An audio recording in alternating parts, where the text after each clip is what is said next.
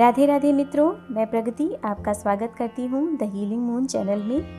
आज इस वीडियो में मैं आपको अधिक मास के कृष्ण पक्ष की एकादशी, जिसे परमा एकादशी के नाम से जाना जाता है, की विषय में समस्त जानकारियाँ देने वाली हूँ कि इस दिन क्या करना चाहिए, किस प्रकार से इस व्रत को करना चाहिए। साथ ही साथ इस व्रत से जुड़ी हुई कथा का भी श्रवण आपको करने का अवसर मिलेगा। ये महान पुण्य को देने वाला व्रत होता है, इसलिए हर एक व्यक्ति को इस व्रत को अवश्य करना चाहिए। कहते हैं कि जो व्यक्ति परमा एकादशी का व्रत करता है उसकी आर्थिक समस्याओं का समाधान होता है और भगवान हरि विष्णु और माता लक्ष्मी की कृपा उस पर बनी रहती है।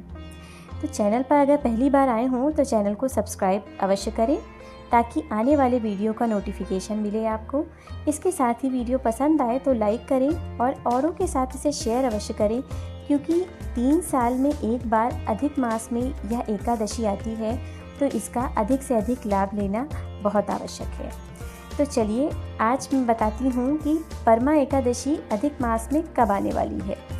12 अगस्त 2023 को परमा एकादशी के महान व्रत को रखा जाएगा, तो इस दिन आप इस व्रत को कर सकते हैं। साथ ही साथ एकादशी से जुड़े हुए कुछ नियम होते हैं कि इस दिन आपको किसी भी प्रकार के अन्न को ग्रहण नहीं करना होता है। विशेष रूप से चावल को नहीं ग्रहण करते हैं। जैसे फलाहार करा जाता है, वैसे ही आप फलाहार करके इस व्रत को रह सकते हैं और अगले दिन इस व्रत का पारण किया जाता है। पारण का एक निश्चित समय होता है, उसके अंतराल में ही आपको इस व्रत का पारण करना होता है। वीडियो के डिस्क्रिप्शन में मैं इसके विषय में पूरी जानकारी आपको दूंगी ताकि आप इस व्रत का पारण कर सकें।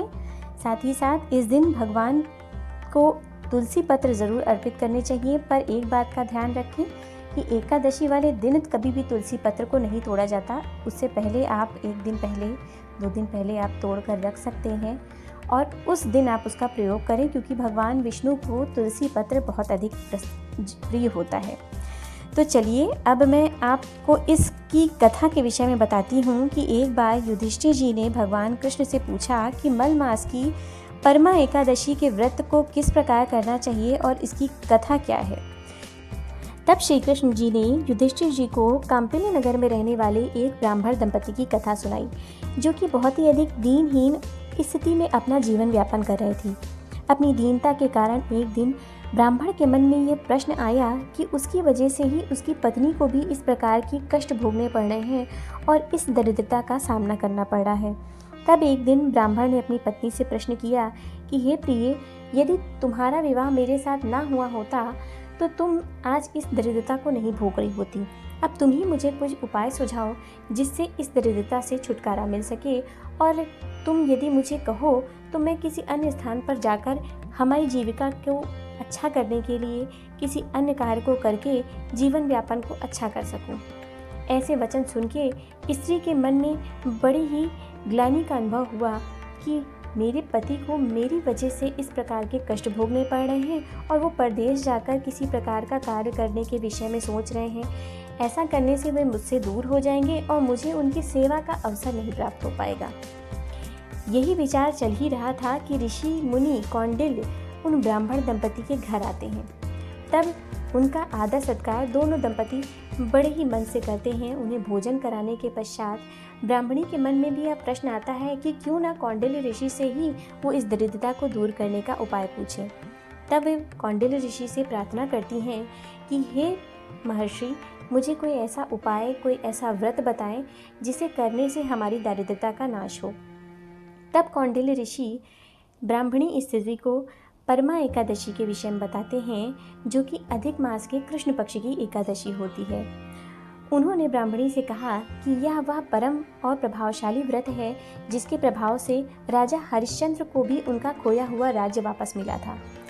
यदि तुम पूरी श्रद्धा के साथ में, विश्वास के साथ में इस व्रत को करती हो तो तुम्हें भी इस दरिद्रता से छुटकारा मिलेगा और साथ में तुम्हारी आर्थिक स्थिति जो खराब है वो उच्च होगी और उसके साथ ही तुम्हें मृत्यु के उपरांत मोक्ष की भी प्राप्ति होगी, क्योंकि इस व्रत को करने से भगवान विष्णु और माता लक्ष्मी की कृपा मिलती है।